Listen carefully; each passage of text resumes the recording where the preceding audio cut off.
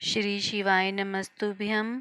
आज इस वीडियो में हम प्रदोष व्रत की पूजा विधि और व्रत कथा सुनेंगे। प्रदोष व्रत में प्रदोष काल में भगवान शिव की पूजा की जाती है। प्रदोष काल सूर्यास्त से 45 मिनट पहले से शुरू होकर सूर्यास्त के बाद 45 मिनट तक रहता है। आइए जानते हैं प्रदोष व्रत करने की विधि। प्रदोष व्रत करने के लिए मनुष्य को व्रत वाले दिन प्रातः सूर्योदय से पहले उठना चाहिए।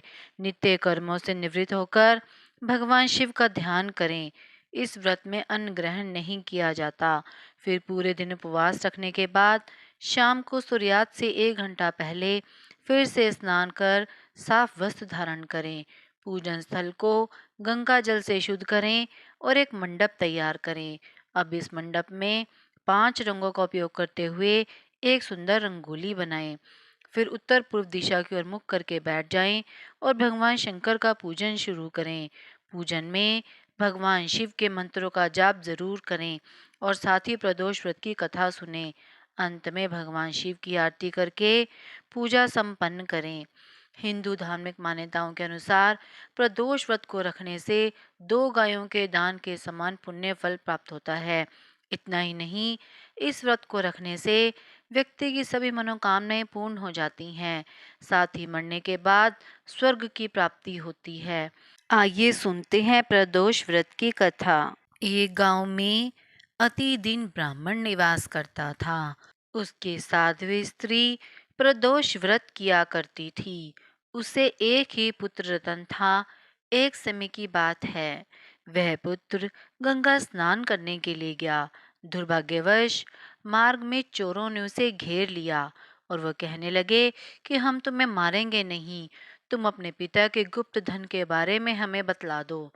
बालक कहने लगा, बंधुओं, हम अत्यंत दुखी दीन हैं, हमारे पास धन कहाँ है। तब चोरों ने कहा कि तेरी इस पोटली में क्या बंधा है। बालक ने कहा कि मेरी माँ ने मेरे लिए रोटियां दी हैं। यह सुनकर चोरों ने अपने साथियों से कहा कि साथियों, यह बहुत ही दीन दुखी मनुष्य है, अतः हम किसी और को लूटेंगे। इतना कहकर चोरों ने उस बालक को जाने दिया। बालक वहां से चलते हुए एक नगर में पहुंचा। नगर के पास एक बरगद का पेड़ था। वह बालक उसी बरगद के वृक्ष की छाया में सो गया। उसी समय उस नगर के सिपाही चोरों को खोजते हुए उस बरगद के पेड़ के पास जा पहुंचे और बालक को चोर समझकर बंदी बनाकर राजा के पास ले गए। राजा ने उसे कारावास में बंद करने का आदेश दिया। ब्राह्मणी का लड़का जब घर नहीं लौटा तब उसे अपने पुत्र की बड़ी चिंता हुई। अगले दिन प्रदोष व्रत था। ब्राह्मणी ने प्रदोष व्रत किया और भगवान शंकर से मन ही मन अपने पुत्र की कुशलता की प्रार्थना करने लगी।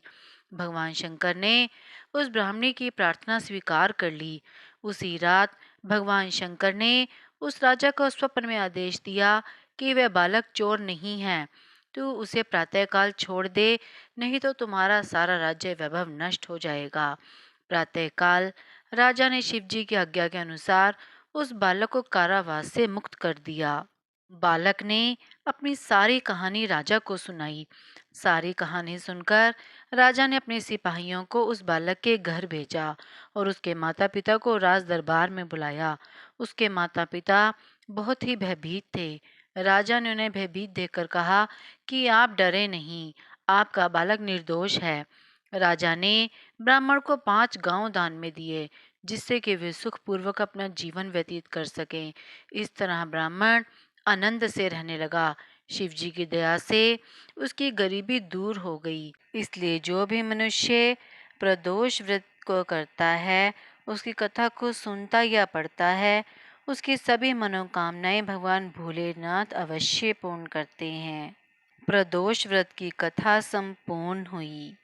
अगर आपने अभी तक मेरे चैनल को सब्सक्राइब नहीं किया है तो आप मेरे चैनल को सब्सक्राइब करें ताकि आपको मेरे आने वाली वीडियो की नोटिफिकेशंस मिलती रहें। आप मेरी वीडियो को ज़्यादा से ज़्यादा लाइक और शेयर करें।